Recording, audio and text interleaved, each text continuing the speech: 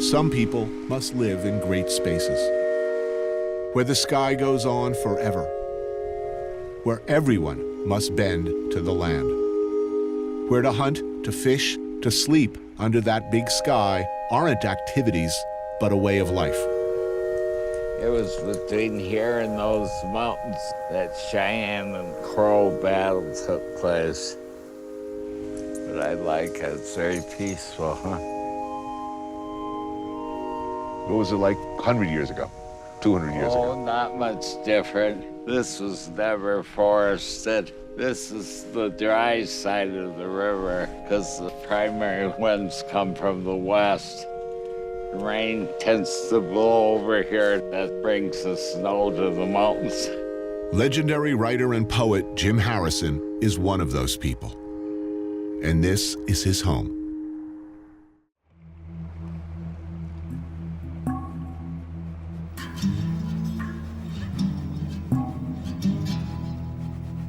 Am I as old as I am? Maybe not. Time is a mystery that could tip us upside down. Yesterday I was 7 in the woods. A bandage covered my blind eye. 68 years later, I could still inhabit that boy's body without thinking of the time in between. It is the burden of life to be many ages without seeing the end of time.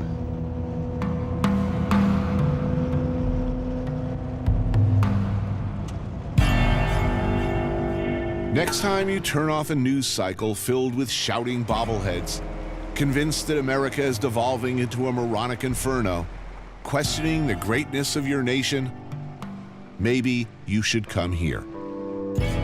Here are your Purple Mountains' majesty. This is the landscape that generations of dreamers, despots, adventurers, explorers, crackpots, and heroes fought and died for. It's one of the most beautiful places on Earth.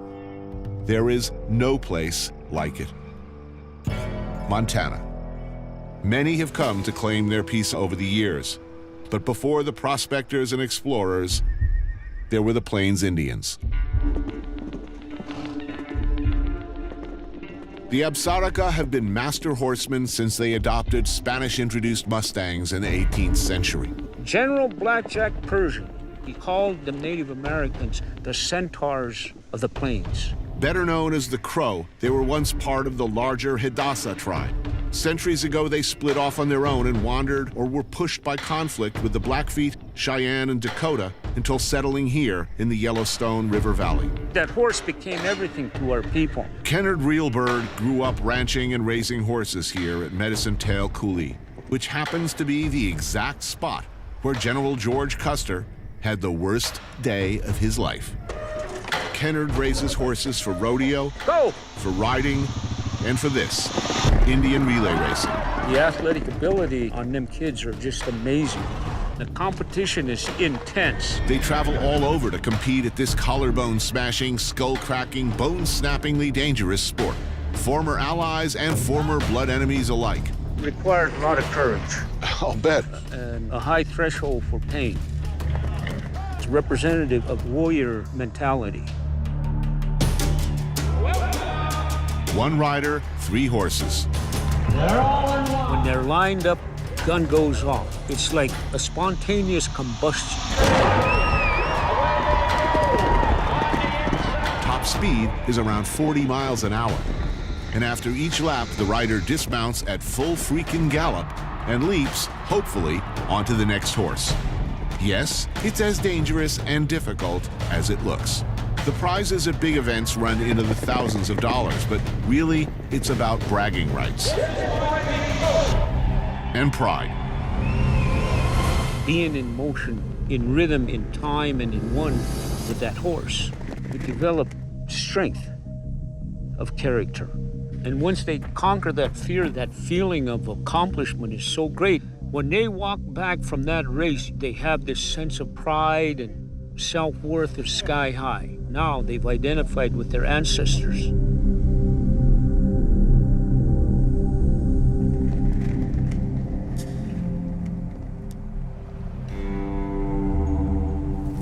Ken's wife, Diane, has prepared a lunch of buffalo steaks, potato salad, fry bread, and Indian pudding made of Juneberry stewed with flour and sugar. When I looked at my ancestors, they didn't have diabetes, they didn't have much cancer. They were very strong, durable people. And I said, well, I'm going to start eating nothing but buffalo. Over the course of your life, how much has this area changed? Quite a bit. We went and picked up a four-wheeler last Sunday, be the first four-wheeler on the place. Given those changes, what are the Crow people going to be doing in 20 years, 30 years? The horse going to play an important part in the culture still? I think so, yeah, because what's a place going to be like without horses? I wouldn't want to be there.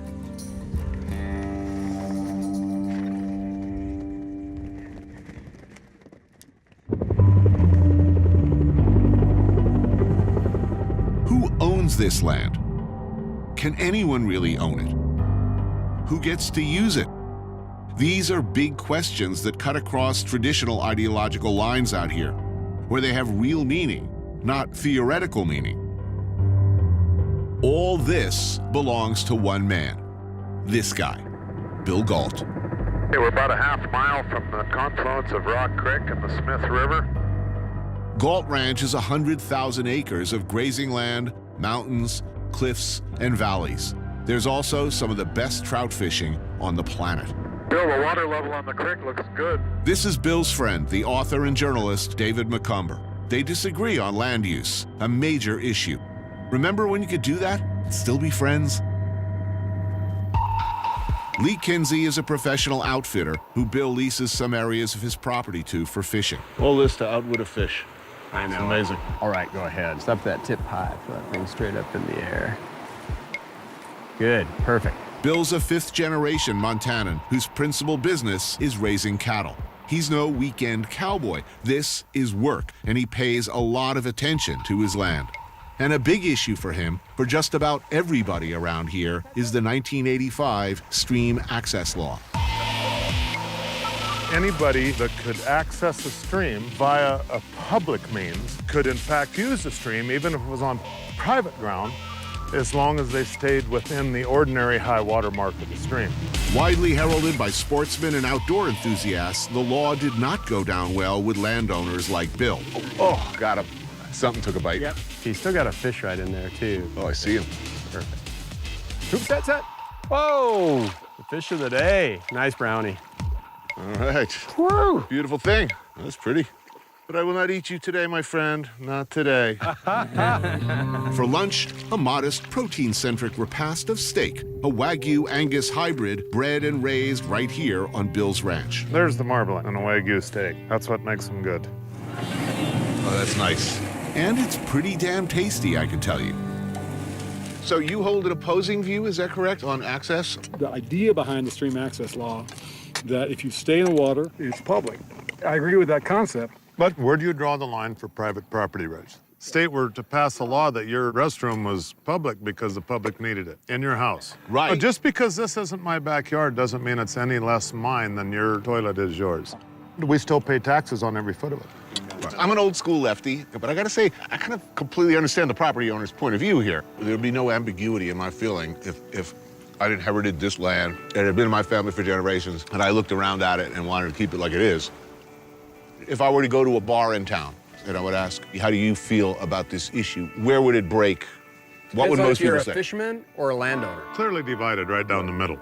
But a lot of people are going to say, when I was a kid, I used to be able to go hunt and fish, and I can't now. Stuff's getting closed off. I have some sympathy for that. Anybody that's not complying with stream access merely has to step into the stream when he hears you coming. Right. The spirit of it makes sense. The spirit of it's thievery.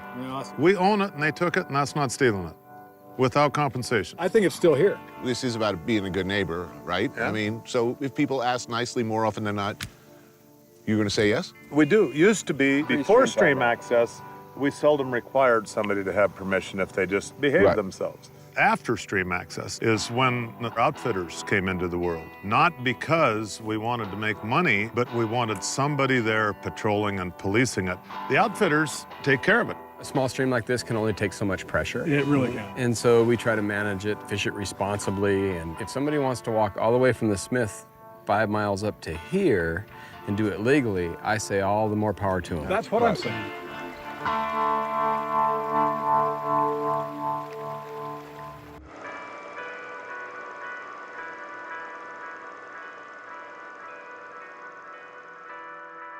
Time sinks slowly to the deepest part of the ocean, the Mariana Trench. She's tired of light, and there it's pure black.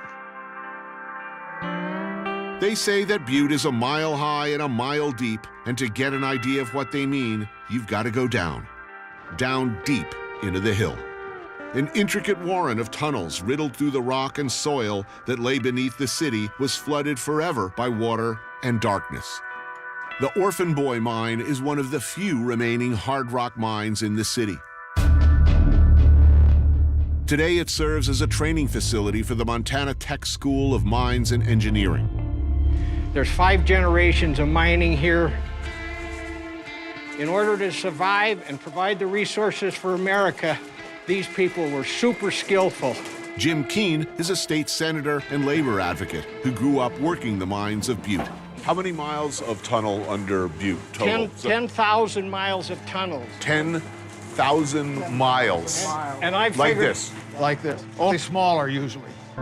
Larry Hoffman is a longtime mining engineer and instructor. Matt Krattinger is the new guy. A hard rock miner by day, he likes to relax by spending his free time down here, playing. I come mining for fun on my days off. Okay. It's one of those things that just gets in your blood. You got a lot of pride in it. These guys like it underground. And even more, they seem to like drilling holes deep into the rock face.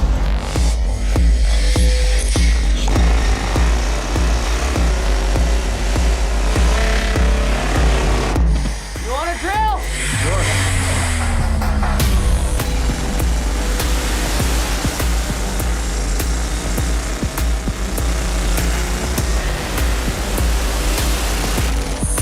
Pull that out. Now you get to feel where the weight's at on it. Oh, yeah.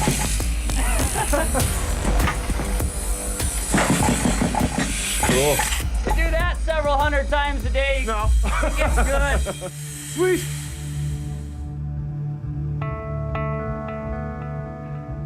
the community recognized the miner was at the top of the food chain. When I grew up, he was considered just like a doctor or a lawyer because everybody knew he was the one making everything work. The other thing about mining is it's so intensive. I mean, you need engineers, you need guys running ventilation, a mechanic or a carpenter or a pipe fitter. It's just such a diverse asset to have all these different types of people. That's what was so good about it. Mining was always dangerous, but these men are proud of what they do and of the generations who came before them, who built neighborhoods and schools and helped power the nation. They loved their work. They raised their families. They worked all the time. It was a destination with hopes and dreams of hard work leading to a better life. You know, the company's a son of a bitch, let's face it, but they were our son of a bitch. So you know, that's just the way it was. The community worked to support the people.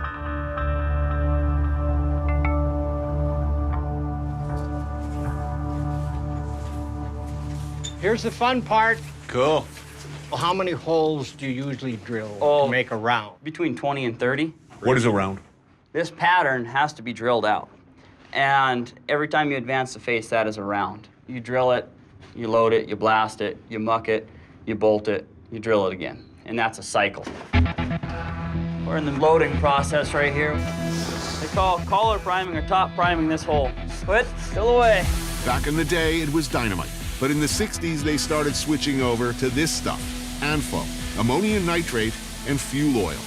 Okay, so we got everything charged up, loaded. Now we get to time it. This is kind of where I got hooked on mining. As soon as I set that first round off, it was, how do we do another one? Dude, fascinating. This is where it all starts. All right. Right here. Everybody got everything out?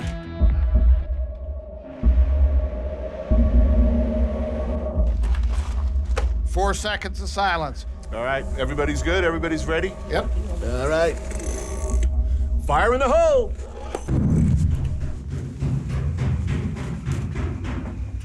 One, Two, three.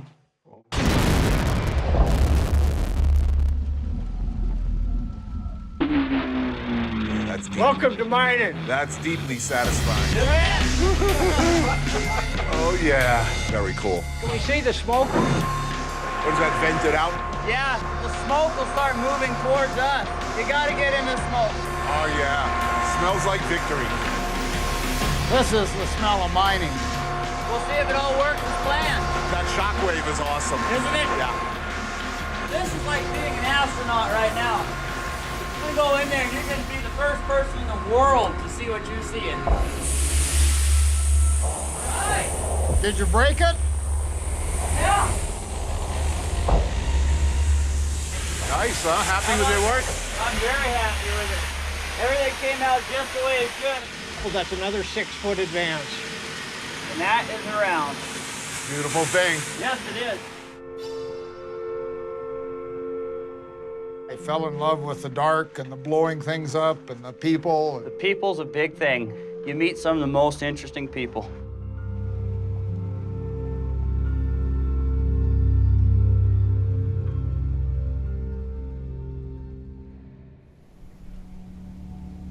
About 1/3 of Montana is public land. It was set aside for the people of the United States of America. Generally speaking, it is intended for multi-purpose use: timber harvest, grazing land, hiking, fishing, hunting, and mining. These open lands are important to hunters and anglers like Dan Bailey. He's the Montana representative for Pheasants Forever, an organization working to conserve pheasants and other wildlife through careful management. So this is a piece of property that's owned by Pheasants Forever. It's open to public access. This is through Montana's block management system. We sign in, they collect all the tags, they know who's on the property. Today, me and my friend Joe Rogan are going after some delicious pheasant for dinner. Yeehaw, ladies and gentlemen. Joe is, of course, the voice of the UFC and the host of the wildly popular podcast, The Joe Rogan Experience. In recent years, Joe has become an advocate for the notion that you should, whenever possible, know where your food comes from. The connection that you have with your food when you kill it yourself, and you hunt, it's a totally different experience. I believe that if you choose to eat meat, that there should be a little bit of guilt and shame involved. Something did die. So there should be a sense of loss and an understanding. Right here, this is it. I mean, you know where your food comes from. That's the smallest circles you can get. Hey, Tony, the 3 things we can hunt here are Hungarian partridge, which is a small bird in the big covey, sharp-tailed grouse, and then rooster pheasants. So no hen pheasants. I'll call out what it is. Yeah, I'm gonna wait for you, because I sure as hell wouldn't be able to identify them. So we'll get one person on one side of the jaw, one person on the other, and I'll run the dogs through the middle. Which way they're gonna break, do you think? Anyway, could be any. Any which way. We're hoping over us.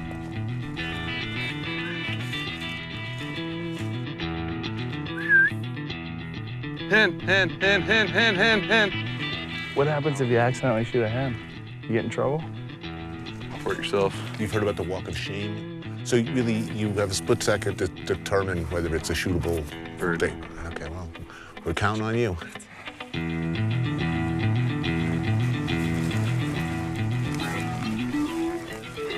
That's a rooster. I got a shot at that, too. That was an easy shot. Shit. Some days. Yeah, one of those days, huh? Public lands in Montana, we're fortunate we have a lot of them, but, you know, they get a lot of pressure, and so when you get one of these birds, it's pretty special. Public land hunting is always a lot of work. In general, anybody and everybody can come out here and chase your birds, so. There's a bunch of birds right there. Yeah. See them going through the trees there? I saw. A bunch of pheasants just got up. Let's get serious about this. All right. We'll take these dogs to the river.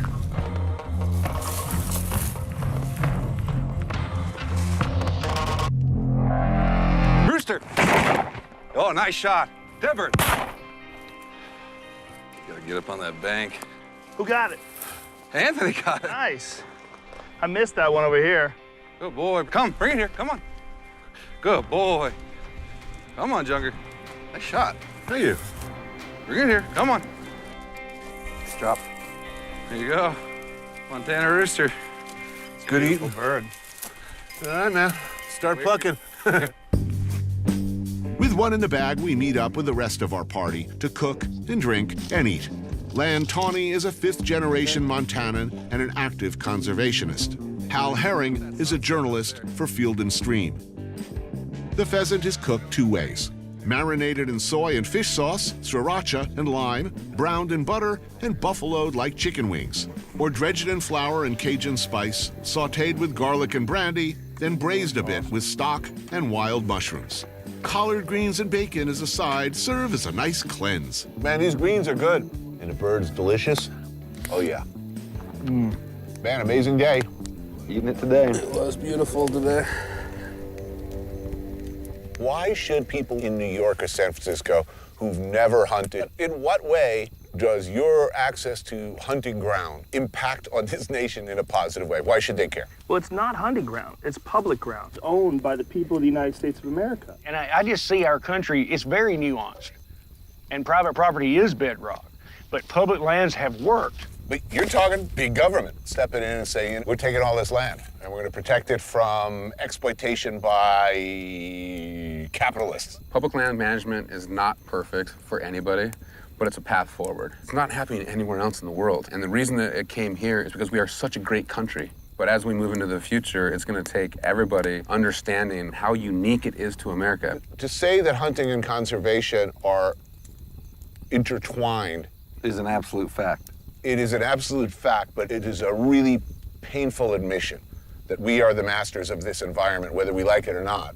As thinking beings, we're the only ones in the food chain that understand the consequences of the imbalance. And therefore, we do have a right to take care of this thing and manage it. When it comes to animals that can alter their environment, we're unique. You know, I'm not a hunter, obviously. We hunted all day today. If you take a shit, you're a shitter. I don't... My daddy didn't take me for the long That's one. what it is. You shot that pheasant, we're eating that pheasant. There's no closer connection to food almost than that. I think there's a fundamental misunderstanding by people that don't hunt or people that call themselves animal activists that we don't love the animals as much as they do. And that's just not true. We do what we do because we love Mother Nature, we love wildlife, we want people to enjoy it. You know, 3 of us, we have decided to spend what we do for a living to protect wildlife and to protect access and to protect hunting heritage. They're fellow living beings that live in a very hard scrabble life. They're howling right now because they killed something, whatever it is. They're letting all the other coyotes know, and they're gonna eat it right now, and that is what they do.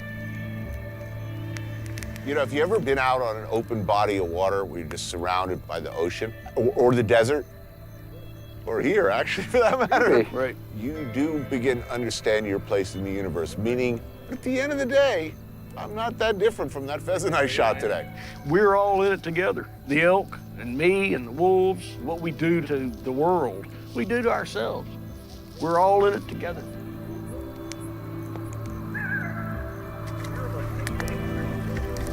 As the evening progresses, the bourbon flows and the fire burns down to coals. A late-night vape with Joe, and the earth seems to shift on its axis. Later, stumbling out of my tent, I find myself somehow no longer vertical, looking up at a magnificent bewilderment of stars.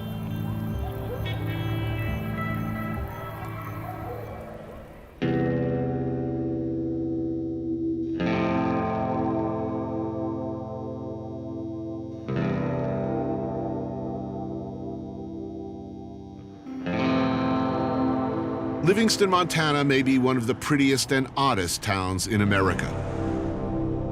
It's also one of my favorites. Originally a railroad town, a place where cattlemen could drink and philander. Then later, a gateway to Yellowstone National Park. In the 1960s, the surrounding Paradise Valley was a popular setting for Hollywood films, and local ranchers began to see a strange mix of creative types showing up. First to work on films, but later to stay and play cowboy for real. Writers like Richard Brautigan, Tom McGuane, and Jim Harrison.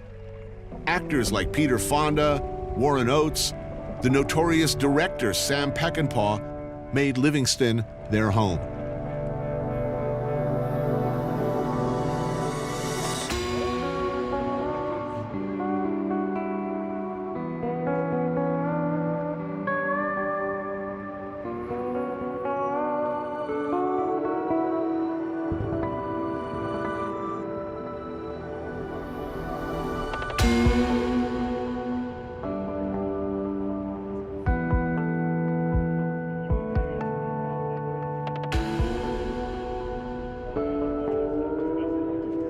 The Mint Bar opened in the 1920s and holds the oldest liquor license in Montana.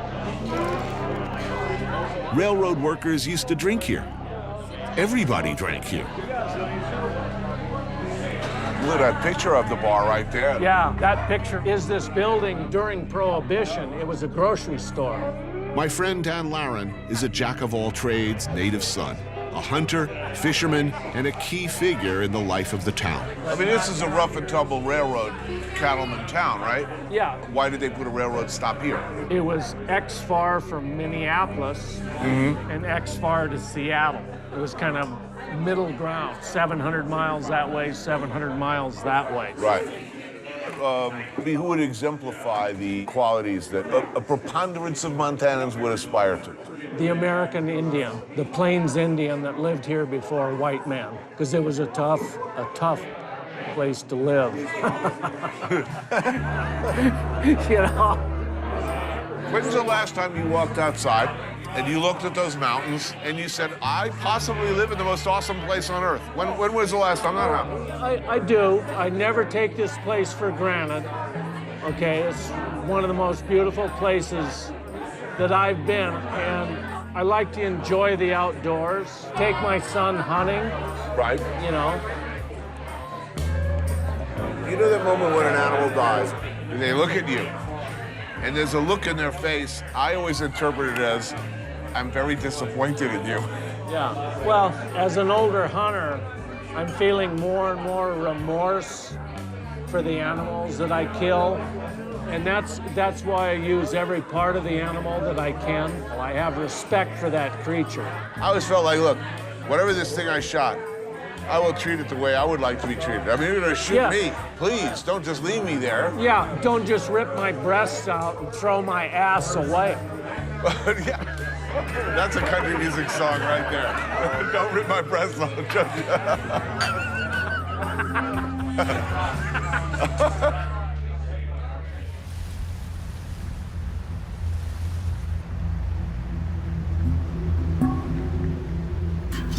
Time.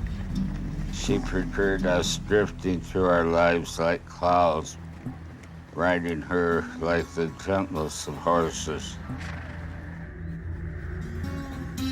You know, if you're seeing northern lights and a thunderstorm in the east and wolves howling all at once, it's sort of nice. Do you know there are 90 billion galaxies? I get a little tentative when I hear that. Jim Harrison is a colossus, a legend, and the last of his kind. People forget children grow up making up stories, and that's all I'm doing as an adult, you know?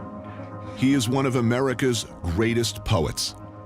The author of 39 novels and books, many set in Montana, including The Legends of the Fall.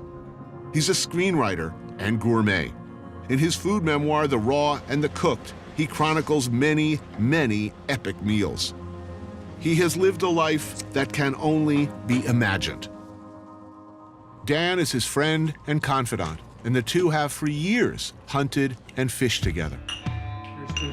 Here's to the game. His health prevents him from hunting, but not from enjoying a meal of spatchcock Hungarian partridge. I made a liver loaf with elk meat, elk liver, and pork fat. Awesome. Some spices. Gonna have some beets, quail in aspic. Quail en gelée. En gelée. Elk carpaccio. And a morel and chanterelle risotto using a stock made from 10 pounds of roasted game bird bones.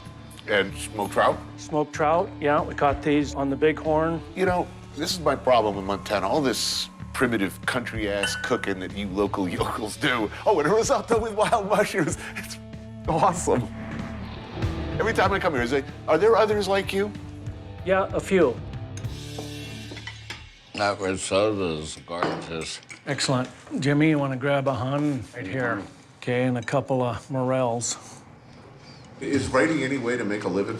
No, not largely. I try to explain this to people. You have to be either a monster of self-regard, delusional, or just so lucky that, I mean, the forces of the universe are aligned against you. Yeah, the only thing you can do is if you're just completely tenacious and right in disregard for every outside circumstance that there is.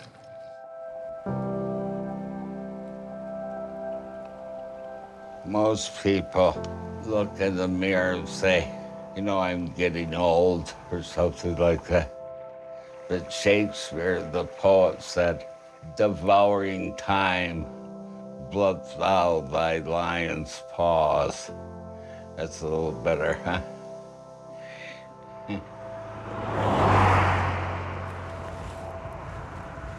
Nice view. I cannot complain about this. Yeah.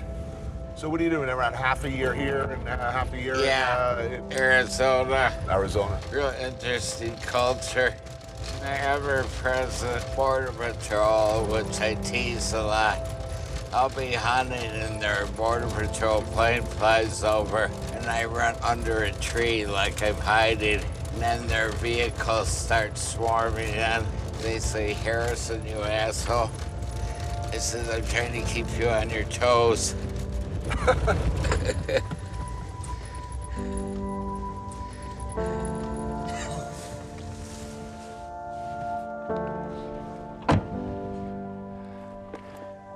What was it about this place that hooked you?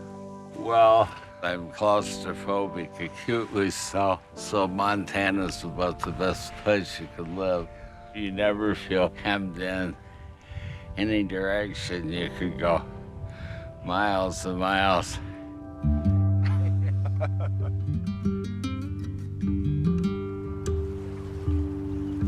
It had been very hot for 3 weeks, so I worked well into a cool night.